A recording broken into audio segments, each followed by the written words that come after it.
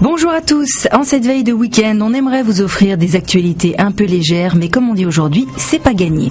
On commence avec Libération qui sonne l'alerte pour le gouvernement qui, face aux fermetures d'usines, craint une contagion du mouvement social.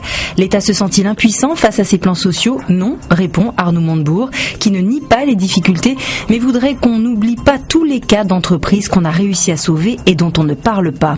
Il fustige aussi la stratégie économique de l'Union européenne et l'euro trop fort. Justement, les Échos rappellent qu'hier, à la surprise générale, la Banque centrale européenne a baissé son taux directeur à 0,25%. Une annonce qui a tout de suite fait baisser l'euro de 1% face au dollar. Une décision saluée par la France et l'Italie. Malgré tout, les signes de ras-le-bol sont là, notamment au niveau fiscal. Aujourd'hui en France, le Parisien souligne que désormais la grogne se répand dans des secteurs jusque-là discrets. Cela va des centres équestres aux ports de plaisance.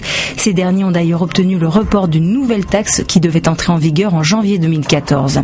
Face à ces mécontentements, la cote de François Hollande est au plus bas, pas seulement chez nous. À lire dans Courrier International, une presse européenne qui tire à boulet rouge sur le président français, jugé incohérent et sans idée.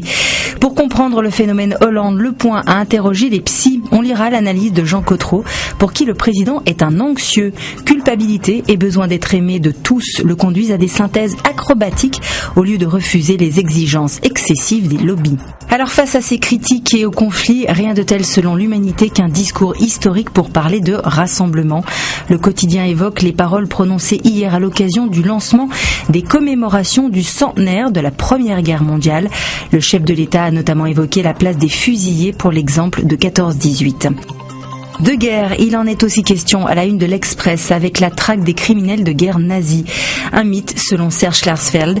Selon lui, il est faux d'affirmer qu'ils ont été activement recherchés, beaucoup moins en tout cas que nombre d'escrocs d'envergure internationale. Retour au présent avec Le Figaro qui publie les cartes des addictions en France. Elles mettent en avant les grandes disparités entre les régions et tord aussi le cou à quelques idées reçues. Exemple, les Bretons et les Nordistes sont de gros buveurs. Eh bien non, de ce côté-là, c'est l'Ouest et le Sud qui sont surreprésentés.